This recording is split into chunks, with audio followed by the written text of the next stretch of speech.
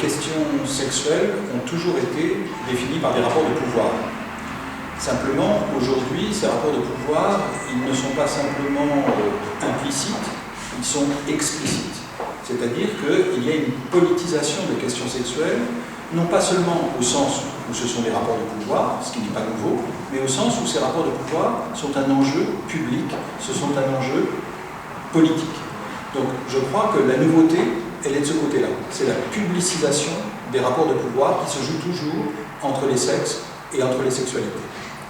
Alors la démocratie sexuelle, ça veut dire qu'au fond, nous sommes à un moment historique où on ne peut plus ignorer que les normes qui organisent la vie sexuelle, c'est-à-dire à la fois les rapports entre les sexes, mais aussi les relations entre les sexualités. Donc nous sommes à un moment historique où on ne peut plus ignorer que tout cela, finalement, eh bien, ça n'est pas naturel, ça n'est pas donné une fois pour toutes, ça n'est pas quelque chose qui est hérité de Dieu, de la tradition, de la nature, mais c'est une réalité sociale, construite, qui est donc susceptible d'être l'objet de discussions, de négociations, de remise en cause.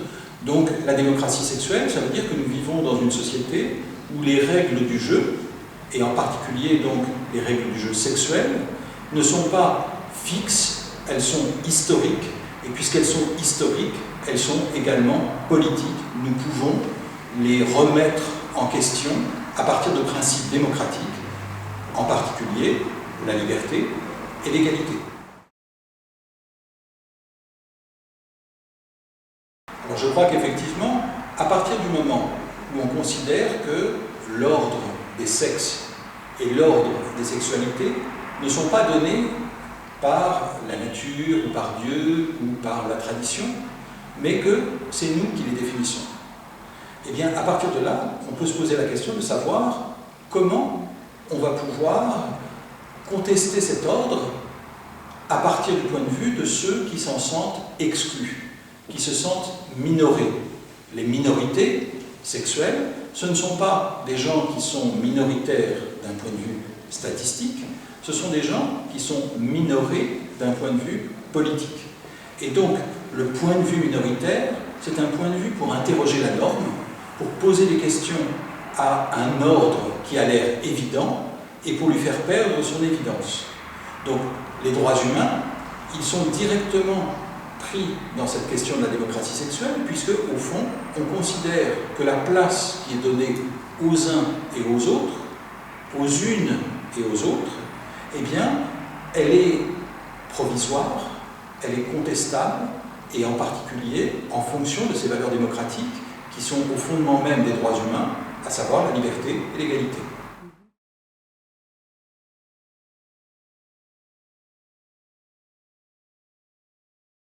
Si on regarde aujourd'hui en Europe, on s'aperçoit qu'on a vu monter non seulement une extrême droite xénophobe et raciste, mais aussi des droites populistes qui sont parfois au gouvernement et qui ne se distinguent plus beaucoup, voire plus du tout, de l'extrême droite.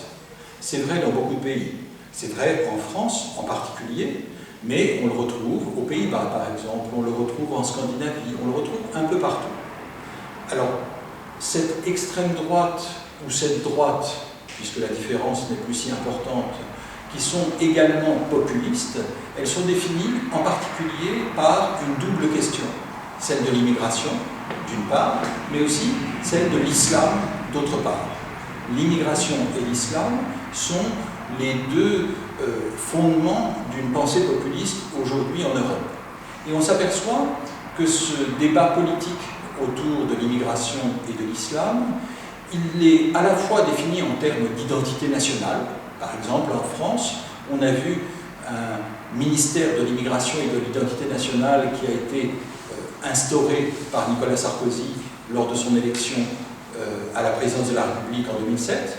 Donc, d'une part, il s'agit d'identité nationale, mais bien entendu, cette identité nationale, elle n'est pas propre à tel ou tel pays, puisqu'on la retrouve un peu partout en Europe.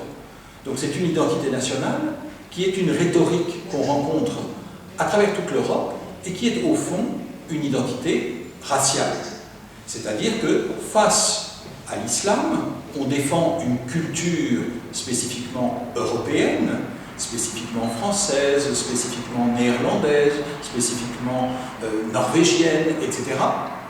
Donc dans chaque pays, on va dire « je défends ma culture nationale contre l'islam ». Mais cette défense culturelle, elle a bien entendu un sens tout à fait clairement racial. C'est-à-dire qu'il s'agit de défendre une Europe fantasmée, parce que ça n'est pas une Europe réelle, une Europe qui serait contre le multiculturalisme, c'est-à-dire en réalité qui refuse d'être une Europe multiraciale. Et donc cette Europe blanche, elle est aujourd'hui une sorte de programme commun qui est érigé contre les transformations de nos sociétés avec la présence de religions minoritaires, en particulier l'islam, mais de populations minoritaires définies également par la couleur de leur peau, par leur origine géographique.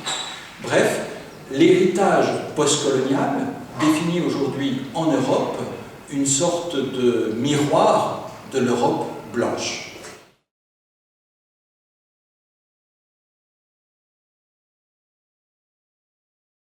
Alors, il me semble qu'il y a une caractéristique importante de ce qui s'est passé en France, mais un peu partout en Europe, autour de l'immigration dans les années 2000. C'est que la montée du populisme raciste et xénophobe a été accompagnée d'un autre discours, qui était un discours de la démocratie sexuelle, c'est-à-dire qui prétendait s'appuyer sur la liberté des femmes et sur l'égalité entre les sexes pour marquer une différence entre nous et eux. Nous, les Européens, supposés blancs, et les autres, présumés non blancs, présumés non européens. En réalité, cela regroupe des gens qui, parfois, sont européens, ou le sont devenus, ou dont les parents le sont devenus. Donc ça n'est plus seulement un critère de nationalité, c'est un critère proprement racial. On le voit bien pour les Roms, on le voit bien pour les musulmans, on le voit pour tout un ensemble de populations qui ne sont pas nécessairement étrangères, mais qui sont traitées comme si elles étaient étrangères. Or, cette racialisation de la société européenne a pu se déployer dans un contexte démocratique, précisément parce qu'elle se réclamait de valeurs démocratiques. C'était pour protéger la liberté des femmes, pour protéger l'égalité entre les sexualités et entre les sexes, qu'on se méfiait des étrangers, qu'on se méfiait des musulmans, qu'on bâtissait une sorte de mur entre eux et nous, au sens métaphorique, mais bien sûr, certains envisagent aussi de le bâtir littéralement en Europe, entre la Grèce et la Turquie. Donc, il me semble qu'il est très important, en particulier lorsque on est impliqué dans les combats féministes, lorsqu'on est impliqué dans les combats pour les droits des minorités sexuelles, des homosexuels, des transsexuels, des personnes intersexes. Lorsqu'on est impliqué dans tous ces combats, il est important de prendre conscience, en Europe, du contexte dans lequel nous sommes pris. C'est-à-dire qu'on ne peut pas faire abstraction du fait qu'aujourd'hui, l'Europe, ça n'est pas simplement un pays où toutes les luttes minoritaires, ça n'est pas seulement un continent où toutes les luttes minoritaires pourraient converger. En réalité, il y a des tensions entre le féminisme, par exemple, et l'antiracisme, entre les mouvements homosexuels et des mouvements qui vont protéger les minorités raciales. Il peut y avoir des tensions parce que précisément la logique populiste, et les Pays-Bas en sont une illustration particulièrement éloquente, la logique populiste, elle joue les uns contre les autres, les femmes et les homosexuels contre les noirs et les musulmans. Donc, ce qu'il nous faut faire, ça n'est pas de nous aveugler à cette tension, mais c'est de la prendre au sérieux pour essayer de refuser l'alternative qui nous est imposée, pour ne pas avoir à choisir entre l'antisexisme et l'antiracisme, pour ne pas avoir à choisir entre la lutte contre l'homophobie et la lutte contre l'islamophobie.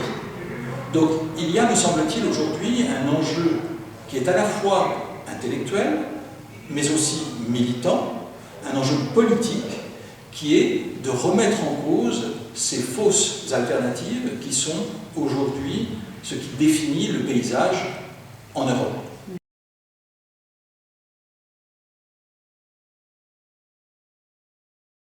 Le fait même de parler de discrimination veut dire qu'on n'accepte plus que l'ordre du monde est fondé en nature.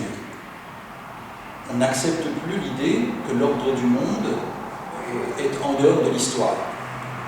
Au fond, quand on parle de discrimination, ça veut dire qu'on considère qu'il y a des distinctions qui sont faites, soit dans la loi, soit dans les pratiques quotidiennes, qui ne sont pas légitimes, qui ne sont pas nécessaires, qui ne sont pas inévitables, qui sont le produit d'une histoire, et d'une histoire que nous pouvons choisir de remettre en cause. Donc cette notion même de discrimination est déjà une première manière de remettre en cause les discriminations, les nommer, avoir un mot pour qualifier ces pratiques, qui peuvent être des pratiques dans le droit ou qui peuvent être des pratiques dans les normes, avoir donc un vocabulaire pour nommer, c'est aussi transformer l'expérience et donc donner la possibilité de se mobiliser pour contester un ordre injuste. Alors évidemment, ça ne suffit pas, mais c'est un point de départ. Et il me semble qu'il est important de toujours se poser la question du rapport entre l'ordre des normes et l'ordre du droit. C'est-à-dire que d'une part, il me semble qu'on peut dire effectivement que le droit enregistre l'état des normes. C'est-à-dire qu'une société qui va considérer que les femmes ont moins d'importance que les hommes, eh bien très souvent, elle va valider cette vision du monde dans le droit. Mais évidemment, en retour, le droit contribue à façonner la société. Par exemple, le fait que le mariage soit réservé aux couples de sexes différents, eh bien cela signifie à toute la société qu'il y a une hiérarchie des sexualités, que l'hétérosexualité mérite d'être instituée par l'État et que, en revanche, l'homosexualité, au mieux, est renvoyée dans la vie privée. Donc, qu'elle n'est pas légitime, même si elle est légale. Donc le droit contribue à instituer les normes. Il ne se contente pas de les refléter. Cela veut dire que la bataille politique pour changer le monde, elle peut passer à la fois par le droit et par les normes. Et il me semble que de ce point de vue, les débats publics jouent un rôle important. Les débats publics autour des lois ne sont pas simplement tournés vers des modifications juridiques. En réalité, ils contribuent aussi à une pédagogie nationale. En France, par exemple, on a pu voir que tous les débats qui ont accompagné la reconnaissance des couples de même sexe depuis la fin des années 1990, ce qu'on appelle en France le PACS, Pacte civil de solidarité, eh bien tous ces débats, ils ont eu un rôle qui n'a pas seulement débouché dans le vote d'une loi, mais qui a eu aussi pour conséquence des réflexions, des débats, des discussions, des forums, des émissions de télévision, des émissions à la radio, des articles dans les journaux, des conversations dans les familles, bref, toute une discussion dans l'espace public qui a transformé les représentations et qui a eu des effets sur les normes. Sur les normes pour les personnes hétérosexuelles, qui finalement se sont dit, au fond, il n'y a pas tant de différence que ça entre eux et nous, entre eux, les minorités sexuelles, et nous, la majorité sexuelle. Mais ça a transformé aussi le point de vue des minorités sexuelles elles-mêmes, qui d'une part se sont dit de plus en plus, après tout, nous avons des droits, et nous avons le droit de réclamer ces droits, donc qui se sont sentis légitimés comme acteurs politiques, mais aussi dont l'expérience sociale a été modifiée. C'est-à-dire que, par exemple, aujourd'hui, un adolescent ou une adolescente qui se découvre homosexuel en France se dit que peut-être il ou elle pourra choisir, si cela lui convient, de vivre en couple sans avoir à s'en cacher, et peut-être d'avoir des enfants.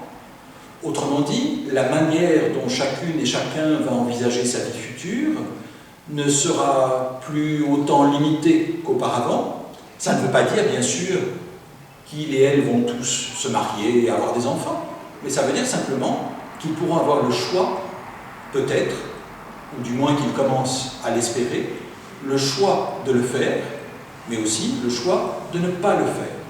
Donc je crois que les débats publics, ils ont un rôle important parce qu'ils changent la manière dont nous nous représentons l'ordre du monde.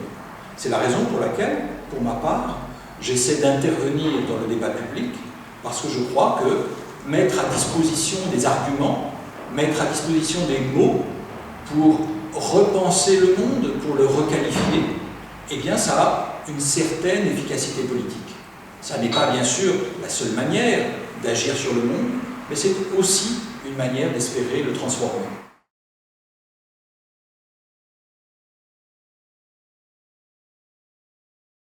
On a un exemple intéressant en ce moment en France, parce que, en un sens, on peut considérer que le populisme, en jouant de la démocratie sexuelle, c'est-à-dire en invoquant les droits des femmes, en invoquant les droits des minorités sexuelles contre les musulmans, contre les immigrés, contre les descendants d'immigrés, eh bien ce populisme, il a en quelque sorte, et paradoxalement, facilité la tâche du mouvement féministe, du mouvement homosexuel, parce que, au lieu que les conservateurs dénoncent les minorités sexuelles et les femmes qui réclament des droits, eh bien, on a vu paradoxalement qu'ils pouvaient les encourager comme une manière de durcir l'opposition entre eux et nous. Mais en même temps, il n'y a pas que cela, bien sûr, puisque les plus conservateurs, l'extrême droite, est ambivalente. D'un côté, elle est prête à revendiquer la différence entre eux et nous en termes sexuels, mais d'un autre côté, elle reste attachée à un conservatisme sexuel. Donc d'un côté, par exemple, on a eu en 2007 Nicolas Sarkozy, lorsqu'il était candidat à l'élection présidentielle, qui plaçait au cœur de la politique d'identité nationale les droits des femmes, et y compris le droit d'avorter. Le droit d'avorter, selon le candidat conservateur, Nicolas Sarkozy, eh bien, faisait partie de l'identité nationale. Ça, c'est un versant de la politique conservatrice aujourd'hui en France. Mais il y a un autre versant. Dans l'élection présidentielle de 2012, on voit la candidate d'extrême droite, Marine Le Pen, la fille de Jean-Marie Le Pen qui a fait monter le Front National dans la vie politique en France depuis les années 1980 et qui lui a succédé à la tête de ce parti.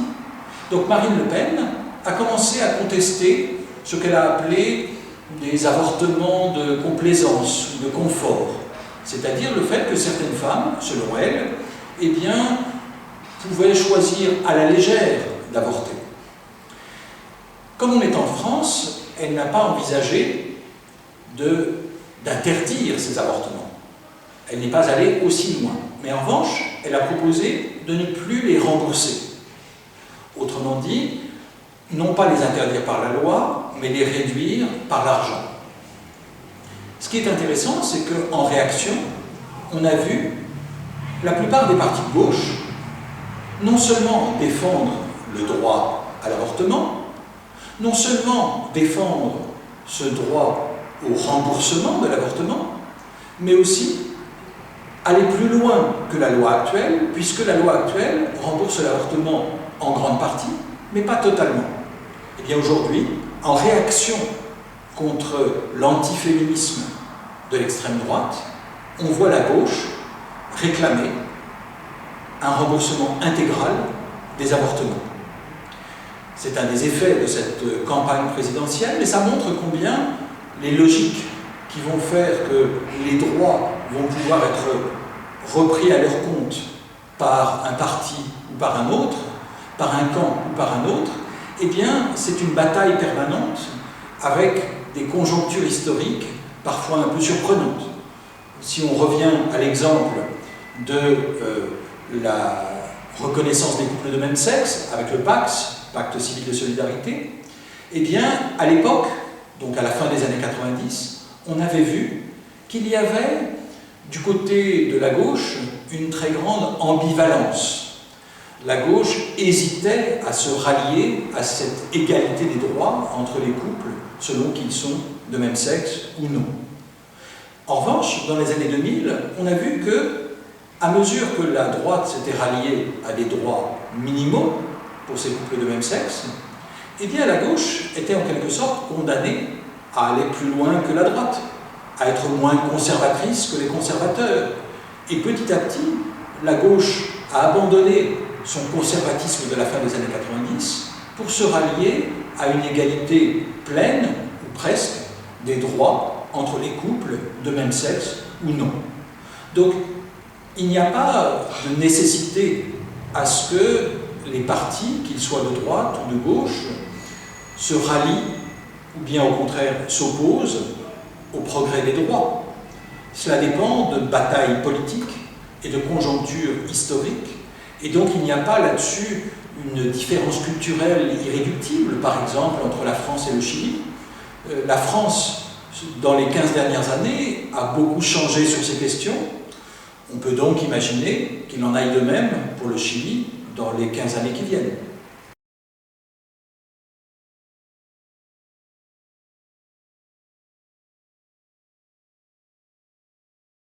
On voit qu'en Europe, depuis les années 2000, le terme de laïcité permet de définir les États républicains. Il est utilisé d'une manière tout à fait nouvelle, c'est-à-dire comme une arme contre les autres, et en particulier contre les musulmans, ou contre ceux qui sont d'apparence musulmane, comme le disait récemment le président de la République française, pour qualifier ceux qui, peut-être, ne pratiquent pas la religion musulmane, mais qui, au fond, ont l'air étrangers. Donc, il y a eu une utilisation potentiellement xénophobe, potentiellement raciste, des thèmes de la laïcité. Ça ne veut pas dire, bien entendu, que la laïcité en soi se confonde avec la xénophobie et le racisme, mais qu'elle peut être instrumentalisée. De même que la démocratie sexuelle peut être instrumentalisée à des fins xénophobes et racistes. Ça ne veut pas dire que la démocratie sexuelle ou la laïcité soit xénophobe ou raciste. Il me semble qu'un des éléments qui ont rendu possible ce déplacement d'une laïcité universaliste à une laïcité raciste et xénophobe, c'est la définition même de l'espace public. Au fond, la laïcité suppose une distinction entre le public et le privé, en considérant que la religion est privée et qu'elle ne doit pas être publique au sens où elle ne doit pas être légitimée par l'État. L'État n'a pas vocation à reconnaître en République une religion plutôt qu'une autre, ni même à reconnaître l'ensemble des religions. Les religions relèvent de la société et non pas de l'État. Ça, c'est la logique républicaine laïque classique. Mais qu'est-ce qui se passe aujourd'hui? On s'aperçoit que de plus en plus, on pose la question non plus seulement de la séparation entre les églises et l'État, qui définissait traditionnellement la République, mais de la présence de signes religieux dans l'espace public. Donc on ne parle plus du mot public au sens où il renverrait à l'État, mais du mot public au sens où il renverrait à un espace commun.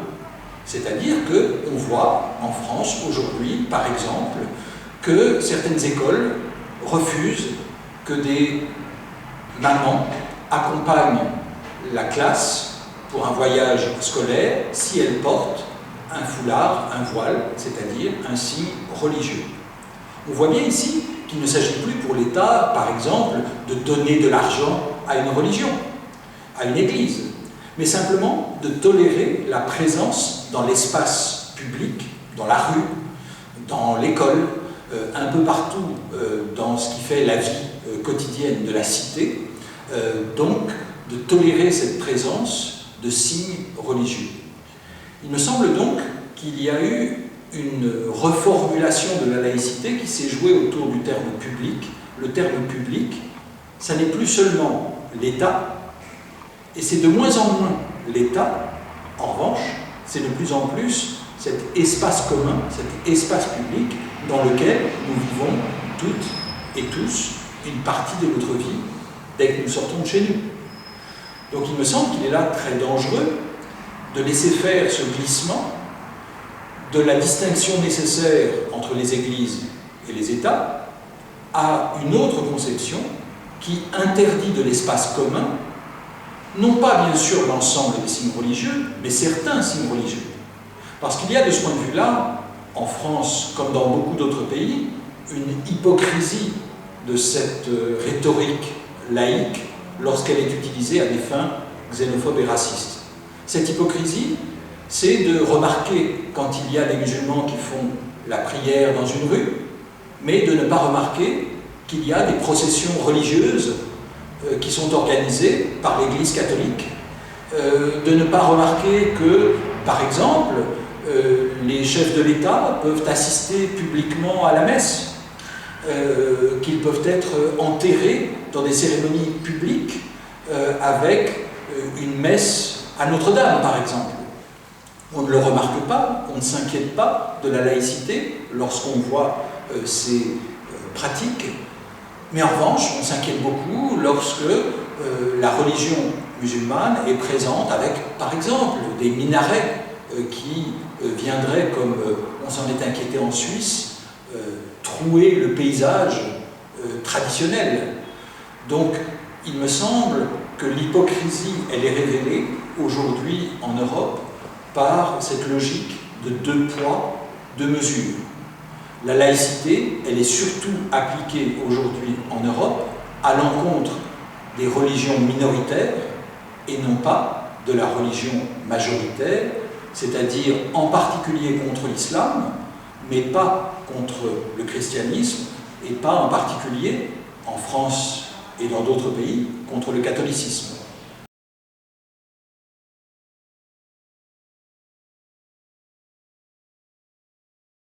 Le débat sur l'islam a été présenté beaucoup aussi en termes féministes, c'est-à-dire que le féminisme majoritaire en France a pu faire alliance avec des conservateurs en considérant qu'au fond, la laïcité était une arme pour protéger les droits des femmes, et en particulier avec une opposition très forte au port du voile. Il me semble qu'il y a de ce point de vue une sorte de malentendu, c'est-à-dire qu'on ne peut pas considérer que le voile islamique ait un sens univoque. Pour beaucoup de féministes, ou pour le féminisme majoritaire, le voile, il signifie l'oppression des femmes. Mais dans un contexte qui n'est plus celui de l'Iran, qui n'est plus celui du Maghreb, c'est-à-dire qui est un contexte européen. Il me semble que les signes religieux liés à l'islam perdent une bonne partie de leur signification d'origine pour acquérir une signification nouvelle qui se comprend dans le contexte de l'Europe et en particulier des politiques identitaires qui sont érigées contre l'immigration et contre l'islam. Qu'est-ce que ça veut dire? Eh bien tout simplement qu'une manière de comprendre le voile islamique en France et dans d'autres pays, aujourd'hui ça n'est plus seulement un héritage culturel qui viendrait d'un passé lointain, c'est au contraire quelque chose qui a à voir avec l'actualité, avec le présent. C'est-à-dire qu'aujourd'hui, une jeune fille qui choisit de porter le voile, ça n'est pas pour faire comme sa mère, parce que probablement sa mère ne porte pas le voile. Ça n'est pas pour respecter une tradition intemporelle. C'est une manière de s'inventer une tradition, de se reconnaître dans une culture comme une forme de résistance à l'exclusion dont elle s'estime victime.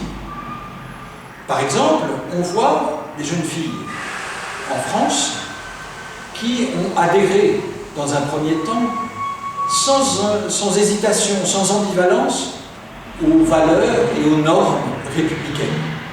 Elles ont voulu être comme tout le monde. Et donc, être comme tout le monde, ça voulait dire être une bonne élève. Ça voulait dire, bien entendu, ne pas s'identifier en termes religieux et surtout pas à l'islam. Le problème, c'est qu'il ne suffit pas d'être une bonne élève, il ne suffit pas de faire comme tout le monde pour être traité comme tout le monde. Donc, beaucoup de ces jeunes femmes ont connu une déconvenue, une déception, parce qu'elles avaient joué le jeu, mais que la société en retour n'a pas joué le jeu avec elles. Donc qu'est-ce qui s'est passé?